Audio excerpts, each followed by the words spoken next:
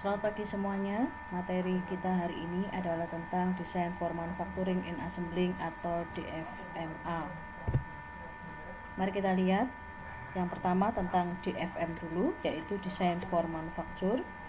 Adalah pendekatan yang digunakan untuk merancang produk yang berkualitas maksimum dan berbiaya minimum. DFM adalah metode yang menekankan pada perkembangan desain ke arah bentuk yang paling sederhana tanpa meninggalkan keinginan pasar. Sekali lagi, DFM adalah metode yang menekankan pada perkembangan desain ke arah bentuk yang paling sederhana. Bentuk desain yang paling sederhana berarti waktu pengerjaan yang paling singkat, sehingga biaya bisa menjadi lebih minimum. DFM dapat juga dikatakan sebagai seni rekayasa umum merancang produk yang sedemikian rupa sehingga mudah untuk diproduksi. Proses DFMA dapat dilakukan secara manual atau menggunakan komputer. Tujuan DFM adalah untuk merancang sebuah produk yang dapat diproduksi dengan mudah, efektif, dan biaya efisien. Untuk mengurangi biaya keseluruhan produk seperti biaya garansi, perubahan teknis, ruang shop floor, dan komponen-komponen yang tidak perlu serta servis-servis. Proses pada DFM bertujuan untuk reduksi jumlah komponen pada produk. Reduksi jumlah komponen mengakibatkan reduksi biaya produk dan peningkatan reliabilitas produk. Reduksi konsumsi komponen berarti reduksi interface, berarti lebih sedikit resiko kualitas yang buruk akibat adanya perancangan yang terlalu pemborosan komponen. Caranya, aplikasi DFM atau Design for Manufacture, yaitu mengurangi penggunaan komponen, aplikasi desain modular, menggunakan komponen standar, menggunakan komponen yang multifungsi, menggunakan komponen yang multi-use, kemudahan fabrikasi, menghindari penggunaan fastener atau pengencang secara terpisah, meminimalkan arang assembling, memaksimalkan ketepatan atau presisi, dan meminimalkan handling. Mari kita lihat satu persatu. Yang pertama, mengurangi penggunaan komponen, yaitu merancang produk dengan mengurangi penggunaan komponen yang tidak perlu atau tidak penting.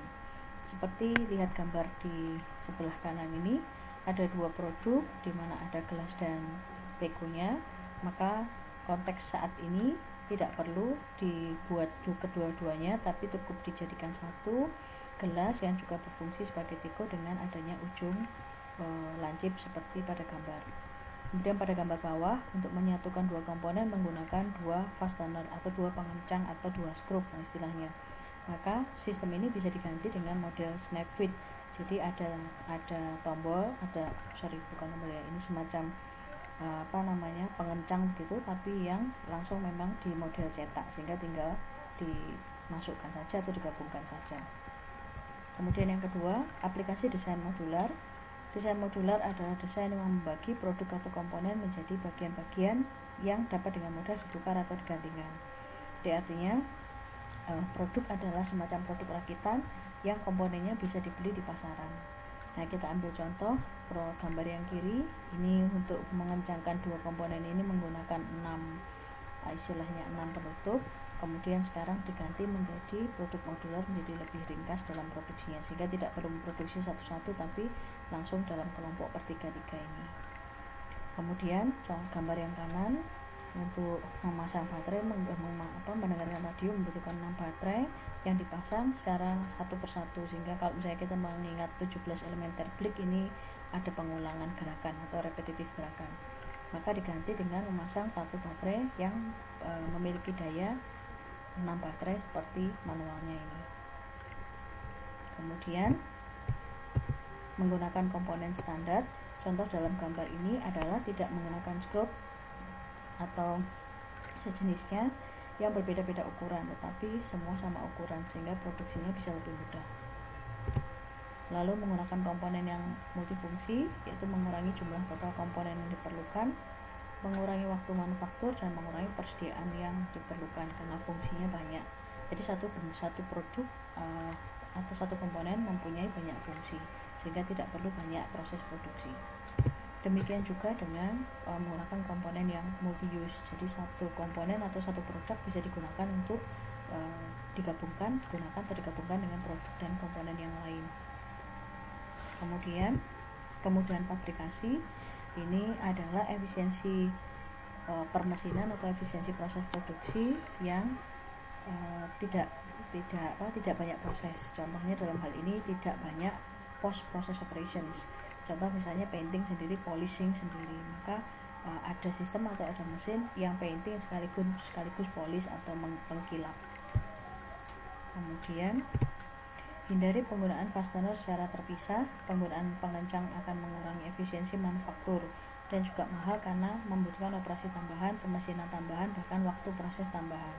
Contoh dalam gambar ini, untuk menggabungkan dua komponen menggunakan skrup atau sejenisnya, maka bisa diganti dengan sistem snap fit. Meminimalkan arah assembling. Penggabungan dua komponen ada yang diputar, baik putar searah jarum jam atau tidak, dan kemudian ada yang tinggal ditekan saja. Maka efisiensinya adalah dengan gaya tekan, bukan gaya putar.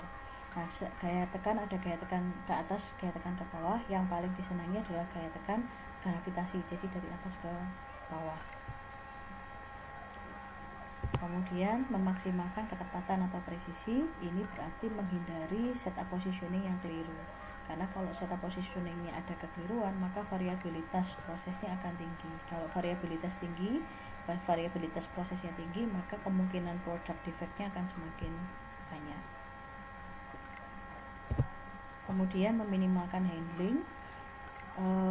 Dalam bab sebelumnya sudah dipelajari bahwa handling sangat diperlukan, tapi handling adalah unproductive activity, maka idealnya dalam DFM adalah tidak menghilangkan handling tetapi meminimalkan dengan cara penggunaan material handling equipment yang multifungsi dan multi-use.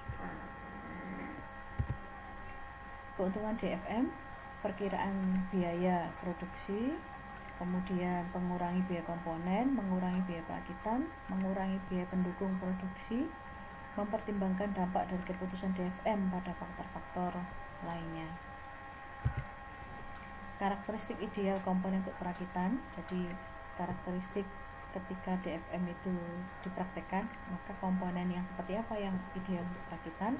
Yang pertama adalah komponen dimasukkan dari bagian atas rakitan yang gravitasi tadi. Kemudian komponen lurus dengan sendirinya, komponen tidak harus diorientasikan atau tidak harus ditata atau diputar atau di setup dulu. Kemudian komponen hanya membutuhkan satu tangan untuk merakit, komponen tidak membutuhkan peralatan, komponen dirakit dengan gerakan linier dan tunggal, dan komponen terkunci dengan segera setelah penggabungan. Ya, ini yang pakai snap fit tadi. Keuntungan dan kerugian integral part. Keuntungannya tidak perlu dirakit, seringkali lebih murah daripada jumlah setiap part, memungkinkan fitur geometris penting untuk dikendalikan oleh proses fabrikasi. Sedangkan kerugiannya, konflik dengan pendekatan atau metode lain untuk meminimalkan biaya dan tidak selalu merupakan strategi yang bijaksana karena harus ada permesinan baru atau investasi baru untuk sistem yang integral part tadi.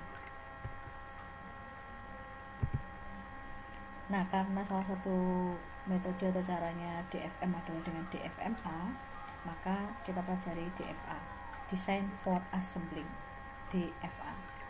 Perancangan untuk perakitan, Design for Assembling, adalah bagian dari DFM yang melibatkan minimasi biaya perakitan. Kedua metode DFM dan DFA harus berinteraksi karena kunci sukses DFM adalah menyederhanakan produk melalui DFA. Artinya, proses produksi komponen-komponen sesuai ketentuan DFM itu tadi dasarnya dari DFA. Nah, DFA dasarnya dari desain. Jadi desainnya dulu yang harus mengikuti aturan DFM, baru kemudian desain masing-masing part, lalu kemudian diproduksi lewat DFM. Sehingga disebutnya sebagai DFMA, Design for Manufacturing and Assembling. DFMA pada dasarnya merupakan gabungan dari dua aktivitas, Productivity Engineering dan Design for Assembling. Productivity Engineering itu proses review setelah desain produk selesai. Fokusnya pada pembuatan komponen yang sederhana dan lebih mudah. Seringkali perubahan teknologi menghasilkan proses produksi yang lebih rumit. Sedangkan Design for Assembling ditujukan untuk mengurangi jumlah komponen dengan eliminasi dan kombinasi untuk memperoleh struktur produk yang lebih sederhana. alur proses DFMA. Yang pertama adalah design for assembling. Design for assembling sebelumnya dilakukan juga physical process structure atau transfer function specification. Jadi ada identifikasi dulu, identifikasi fisik, identifikasi seluruh struktur proses, atau identifikasi multifungsi dan multi-use tadi akan seperti apa. Nah, pada saat mendesain DFA sesuai dengan pertimbangan-pertimbangan fisikal, proses, struktur, dan transfer function specification ini dipertimbangkan juga specify material, proses, and early cost estimate. Jadi menghitung material awalnya, materialnya akan pakai material apa, prosesnya akan bagaimana, dan berapa biaya awal yang harus dikeluarkan untuk mempersiapkan DFA-nya dan DFM-nya.